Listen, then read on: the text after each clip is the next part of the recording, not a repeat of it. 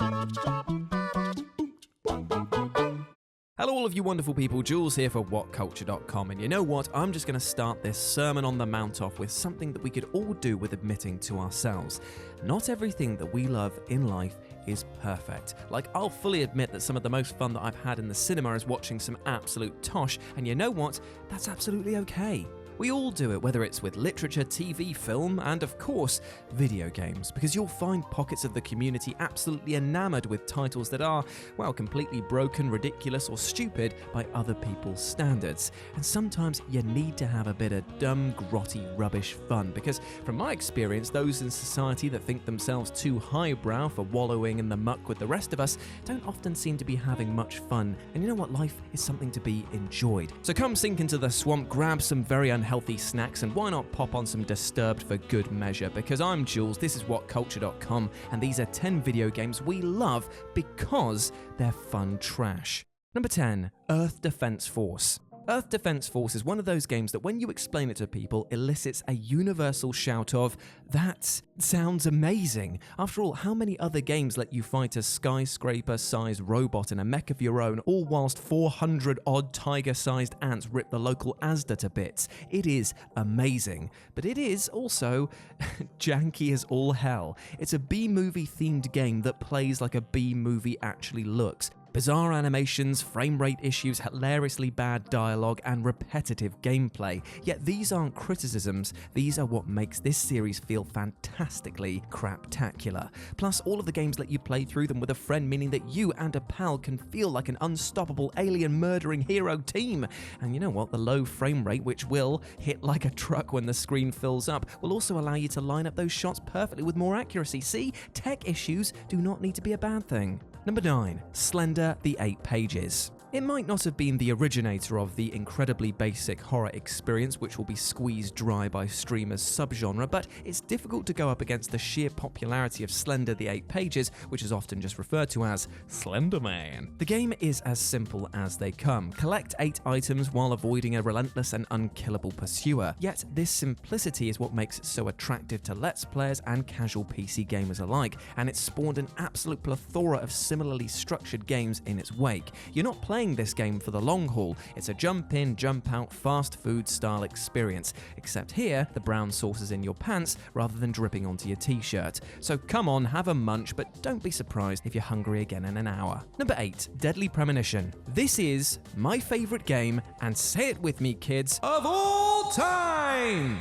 This title simply cannot be defined, and yet I find myself absolutely drawn to examine it again and again. From eating a breakfast cereal sandwich, daytime TV, sex, jazz, saxophone, soundtracks, driving the speed limit, backwards, crab walking enemies, and of course the Raincoat Killer, there is so much going on in this game that it makes me scream what the FK into my coffee. Deadly Premonition has the gall to just do whatever the hell it wants, and this results in one of the most unequal gaming experiences I've ever had, but also the most fun. It's uglier than sin to boot, the UI is grotesque, and the textures look positively PS1 era, and yet I totally recommend that everyone play this game as soon as possible, as it is so bloody enjoyable. And I'm even more hyped to know that there's a sequel in the works. Oh, Zach, I cannot wait. Number 7, Early Era Leisure Suit Larry. So the whole point of Leisure Suit Larry has never been to dole out some top quality highbrow humour. It's infantile sex joke one after the next, but it's entirely self-aware. Kind of reminds me of circa 2019. And yet, here's the thing, we all know that Larry is an absolute scumbag, and in many ways, we actually pity him.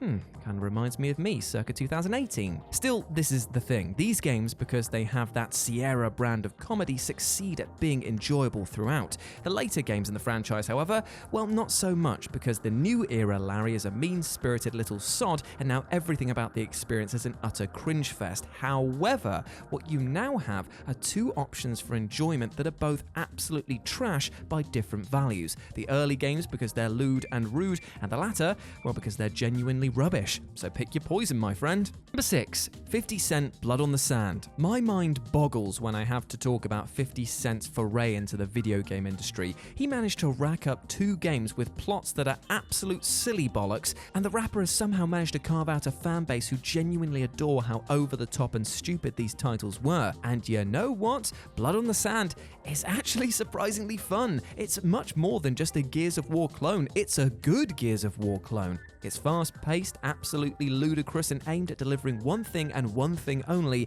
a rip-roaring experience. It's a title that definitely doesn't take itself seriously at all and escalates up and up until the explosive final battle. When you consider the disasters that other celebs have had when trying to break into this market, this is a genuine success story. Number 5, Call of Duty. Right, okay, listen to me. Before you rage click the dislike button, just give me a second to make my case. I've been doing this job here at WhatCulture for 4 years, so if I have ever entertained you, made you smile, or just provided any positive impact on your life, please just hold off for one moment. Call of Duty as a franchise is not trash in the slightest. I love it. The single-player campaigns are absolutely brilliant for the most part. The action is unparalleled, and the joy they bring to 9-year-olds across the country is amazing. I'm just kidding about the last part about the age. I know that it's enjoyed by all age groups. However, we have to admit that the multiplayer of these games are a bubbling pot of dirty, chili heatwave Dorito-flavored scum, which we all gleefully gulp down. It's literally like kids in a soft play area, bouncing off walls, yelling obscene things, explosions going off everywhere, and a barrage of information and kill streaks. And my God, it's like taking a bag of sugar and snorting lines of it. And yet it is something that I absolutely adore. It's like pouring candle wax down an anthill and watching the results. It is not deep, but at the same time, I bloody love it. Number 4, Dynasty Warriors. Yes, I love this series. And fun fact, I own every single Dynasty Warriors main entry and every single one of their spin-offs. So therefore, in effect, I've been playing the same game for about 20 years, ever since Dynasty Warriors 2 landed with a Lu-Bu-sized thud, and I love it. This game, and I will refer to the series as such, is distilled beauty in my eyes, but to nearly all of my friends, they cannot fathom why I'd want to break my controller hammering in the same button combos again and again. But to best explain it, it's because it's catharsism in the purest form. You are a walking man-mountain, carving your way through everything like they were slices of wet bread. It's delicious. Well, not wet bread, because I'm not a bloody duck, but it's still the perfect game for switching off your brain and just having a complete out-of-body experience while you slay everything in your path. Good times. Number 3, Resident Evil 6. If Resident Evil 7 hadn't happened, I would have probably told you that this series, as we knew it, was completely gone, dead, and buried. I hated Resi 6 that much at first. Its campy, over-the-top action was in full silly bollocks mode, and the only thing that was causing any fear from this title was just how awful the story was. It was meant to be the entry that would make all fans happy, but little did I know that this meant throwing a chocolate cake, a curry, and a full English breakfast into a pot together and proclaiming it as everyone's favourite dish.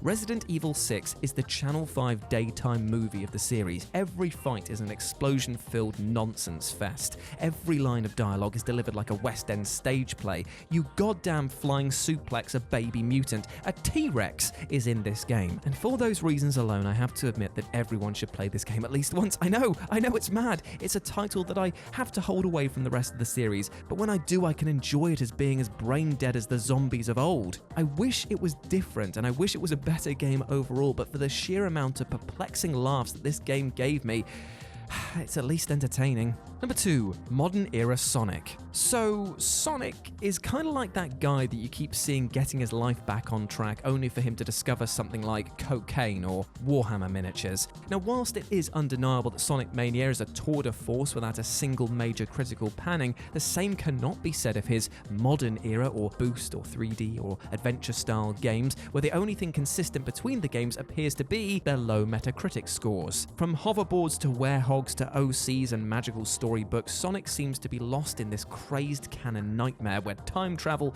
multiverses, and even ancient evils are pretty much par for the course. Yet I find myself eagerly grabbing each Sonic title with excitement and enjoying the hedgehog's hodgepodge of clever ideas and wince-worthy nonsense regardless of their overall quality. And it's because Sonic, as an idea, is enduring. He has had some amazing games in the past and even surprised hits like All-Stars Racing Transformed. And even when the games are the pits, they are so bad that you can't help but be amazed by them, as it seems clear that Sega will always find a way of never making the same mistake twice, but instead just making a whole load of new mistakes. And that, at this stage, is actually impressive.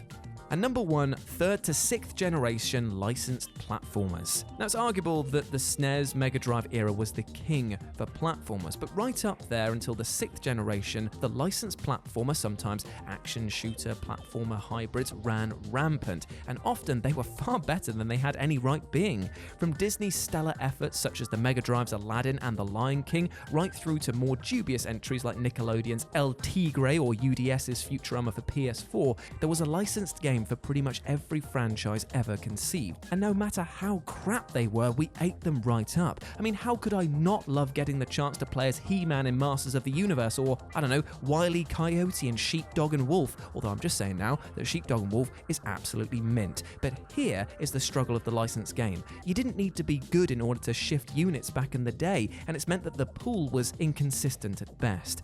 Maybe one day I'll dive through that quagmire to pull out the best of the best, like that Disney racing game. My god, that was good for the PS1. But you know what, my friends? That's a list for another day.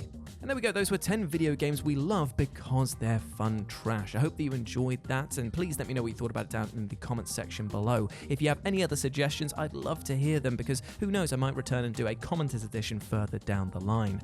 But before I go, I just want to say one thing, and that is that we detailed today a load about video games who didn't take life too seriously. They just had a bit of a laugh, and they kind of knew who they were. And what an important lesson that is for us all to realize, that sometimes life can be so serious, so unrelentingly unfair. But you know what? That's exactly when we need to turn to it and laugh, because honestly, we can be so easily consumed by neuroses, by fears, by worries, by stress, that we need a release. We need something stupid in our lives. We need comedy. We need entertainment. We need to be talking to people and have fun and social times with friends, families, whoever. So let's try and focus on that today rather than the negatives. Let's go out there and try to make connections instead of breaking them.